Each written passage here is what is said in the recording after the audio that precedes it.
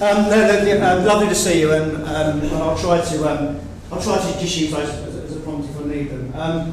The sort of short answer to the question is what is the impact of my engagement be? And I think can be expressed in two kind of physical ways, I suppose.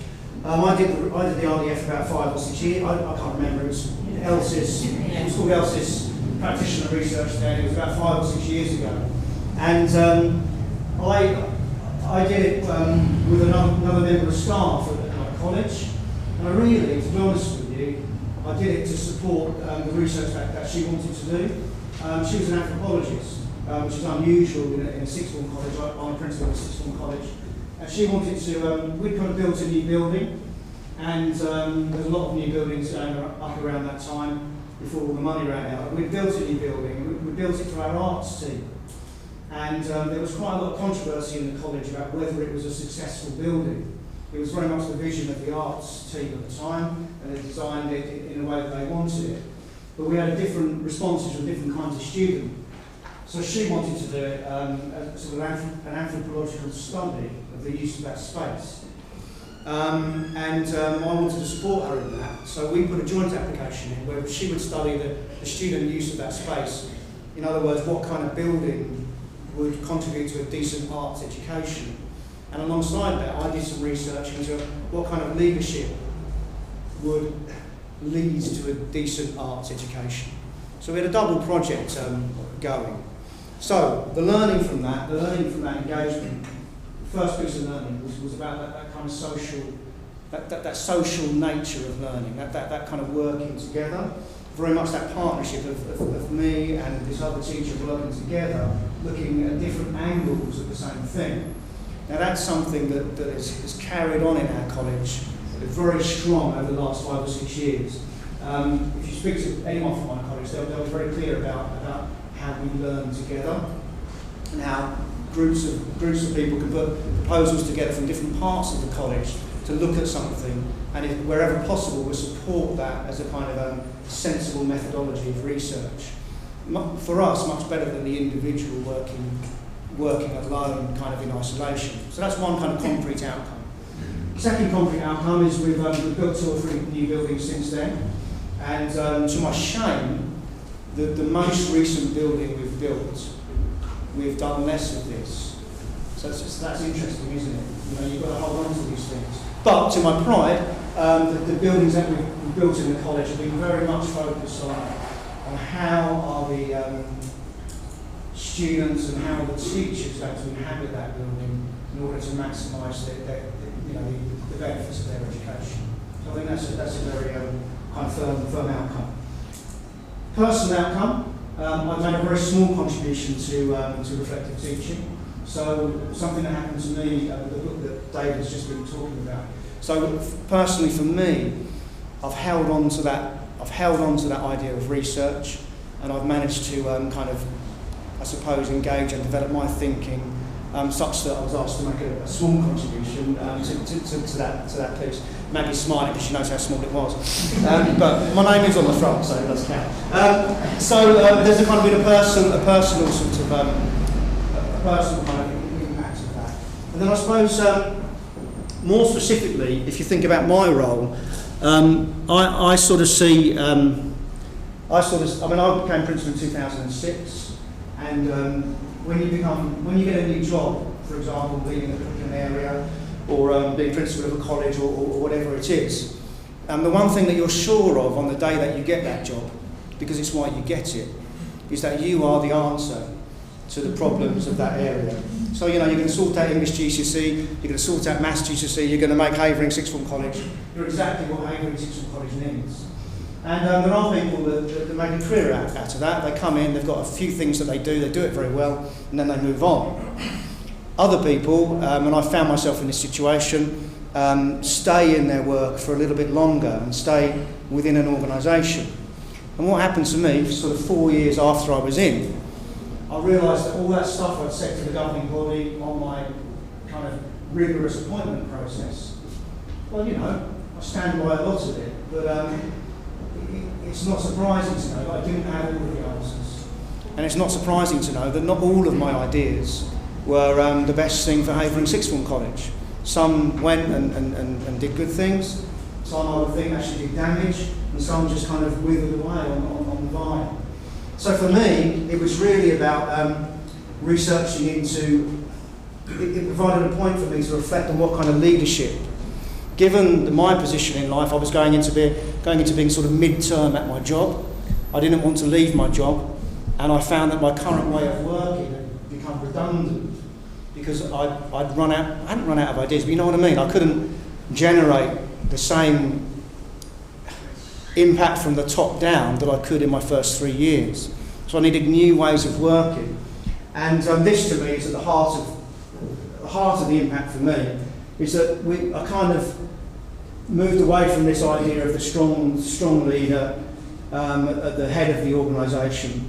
And in my research, I began to discover that model could be quite damaging, and pretty much moved into some other models of leadership, which, whilst I'm not saying they are the same as research, I think those models of research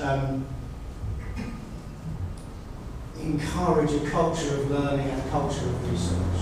And for me, because I'm the principal, if you ask me what's the biggest impact on the college is that we've kind of reframed the way we make strategic decisions, the way that we behave, and the way that we look for answers. And we do that through a number of metaphors which we find useful. I haven't really got the time to go through the detail of those today, but we do that. We do that around a certain level of risk taking. We call that dancing on the edge of authority. We've nicked it. It's not my phrase, but we encourage people to take risks. We're in the public sector, so we're not talking about mad stuff, but we're talking about let's get out of our comfort zone a little bit and take a risk on this and see where we can go with it. Sparking and Dagenham, they're a rival college. We're obviously a partner, but you know what we mean by that. That's not the first tactic they've tried. We also talk about the balcony perspective, which is just another way of thinking. I think it's a very dangerous way of thinking if you just imagine yourself on the balcony all the time, kind of looking down at the people down there that are clearly mucking it up. The trick to the balcony metaphor is that at the same time you're on the balcony, kind of reviewing what's happening, you're also on the dance floor itself. You're contributing and you're kind of in the flow of the college at the same time as kind of thinking, what the hell am I doing? What is my impact down there? So we find that a very useful metaphor, moving between the dance floor and the balcony as a way of reviewing and kind of researching on the job. Obviously, instead of having the leader as the sort of controller all the time, or the leader as the generator, we're trying to adopt a psychological position where we're saying, look, if you're a leader in the college, the first thing on the job description and the person specification for any leadership position is that you would engage in learning. And we don't like to appoint any staff who can tell us, like I did 9 years ago. I wouldn't get the job in my own college now, my 9-year-old self wouldn't have done, because we're looking for people who are committed to saying that they're not the finished article, that they need to develop and they need to move forward. And in fact, in doing that, clearly they're a stronger professional than the one who's not doing that. We're trying to avoid chaos as well, and that's the purpose of the last one. And I think I must be near time, so I'm going to flip to my... 9 minutes. Oh, 9 minutes, look at that. Despite the interruptions, that's for sure. We try to so okay, when we started a lot of this research stuff, there was some feedback from some elements of the college that we were losing consistency, we were losing a sort of... So if you design a building with a particular kind of leadership and architecture for your art students, and then you have quite a different approach to your science students, what happens to your A-level students doing A-level fine art and A-level science? It's like a bit weird for them. And there was a feeling around the college that we were losing something, we were losing at some level of consistency. But for me, that was a technical thing, and so what we decided that we wanted to make kind of decision-making, give decision-making discretion at the point of delivery, but remain tight to a certain set of values and a certain set of assumptions about how it will be, which would link back into this stuff. So we tried hard to avoid, as I said, to avoid chaos. So there's a bit more detail about some of these metaphors, and for me, I think it's very interesting what David Russell said. He said that I don't know what he said. He said something about being brave. You know, if you quite often when people arrive on the RDF research program, they've already worked out the answer. So I'm going to improve maths GCSE, and I'm going to do it this way, and I'm going to go on the RDF program to prove that I'm right, and to get funding for my idea that I already know is true. Now, this thing about dancing on the edge is about taking risks, and I think you can do that. You can do that in organisations in two ways. You can do it by disappointing the person that employed you. So it's a risk when I go to my chair of government and say, look, I don't really have the answer to this. We haven't really been through this kind of thing before. It's not really a technical thing that I can answer, and therefore I'm going to have to use the resources I've got and the staff I've got to come to a best fit solution and hope it works. There's not many, that's quite risky. With the chair of government who's got his day job and just wants the college to be as good as it can be. And the second thing about taking risks or dancing on the edge is it's with your core supporters. And this is even more difficult. I mean, a lot of us, in education, you get compliant people and you get kind of rebels. But the rebels, they tend to have quite a strong mandate from people around them. So I don't mean to keep mentioning maths, it's just in my head, right? But so if you're the head of an English team or a maths team or whatever you are, and you go on your RDF, you go on your research, and what you're going to do is show your team that the way you're doing it is fantastic, and the managers just need to understand that. What happens if you go on your RDF and you take it seriously and you find out that actually some of your practices are not quite what you thought they were, and your team actually isn't quite as effective as you thought it was going to be, or was? Well, that's quite a tough job, isn't it, to go back to your team and say, well, hold on a minute. I know you sent me off into the sunset to solve everything, but I'm coming back with a whole bunch of problems. And for me, that's capturing that metaphor. It really is about a little bit of risk taking. But what I'm trying to say is, if you've got the research behind that, if you've looked at it thoroughly and openly and gathered the research, it gives you the strength to disappoint your superiors and to disappoint your core supporters if you need to. It takes you away from the flannel, doesn't it? And like, here's some evidence. What are we going to do about that? And that's quite tough. I find that very tough myself. I just want to be loved, and this doesn't help.